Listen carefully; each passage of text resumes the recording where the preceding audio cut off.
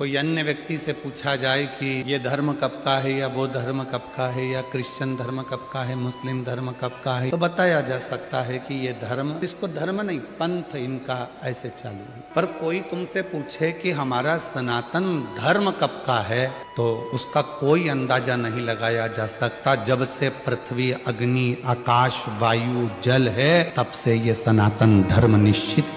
उसी तरह भगवान राम पृथ्वी पर आए तो हम कह सकते हैं कि इतने इतने वर्ष हुए। भगवान कृष्ण पृथ्वी पर आए तो हम कह सकते हैं कि इतने इतने वर्ष हुए। श्री हनुमान जी महाराज पृथ्वी पर आए तो हम कह सकते हैं कि इतने इतने वर्ष हुए। सारे देवताओं का बताया जा सकता है कि इतने वर्ष हुए हैं, पर भगवान देवाधिदेव महादेव के लिए कोई पुराण, कोई शास्त्र, कोई वेद ये नहीं बता सकता कि शंकर भगवान कितने वर्ष पुराने हैं या शिव जी की उम्र कितनी है। हम जहाँ ठहरे हैं वहाँ शाम के समय जो मिले तो उन्होंने एक प्रश्न किया कि हमारे भारत की भूमि पर कितने सारे लोग रहते हैं, कोई मुस्लिम भी रहता है, कोई क्रिश्चियन भी रहता है, ये भी रहता है, वो भी रहता है, सब तरह की बातें चल रही थी। तो हमने कहा कोई भी रहता हो, पर इतना जरूर है कि भारत की भूमि पर वो ही रहता है जो सनातनी है, जो हिंदू है। आज भले उसने अपना धर्म बदल लिया हो, पर उसके जो दादा परदादा थे जो भारत में रहते थे, मतलब भारत की भूमि पर अगर कोई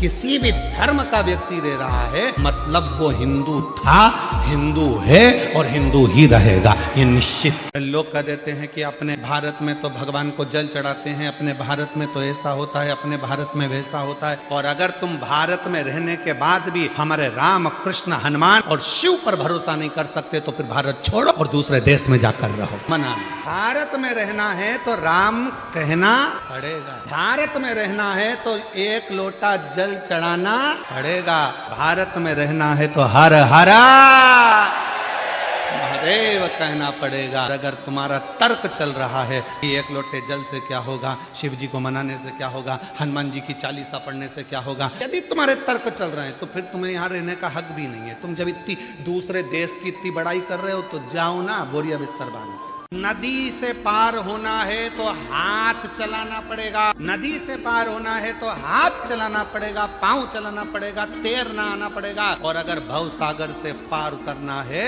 तो यहाँ हाथ चलाने की और पांव चलाने की जरूरत नहीं है, जीवान चलाना पड़ेगी। श्री शिवाय नमस्तुभ्यं, राम राम कृष्ण नाम शिव नाम जपना पड़ेगा, जीवान चलेगी, भगवत भजन चलेगा, स्मरण चलेगा, मंत्र जाप चलेगा, भव सागर से पार उतर जाओ।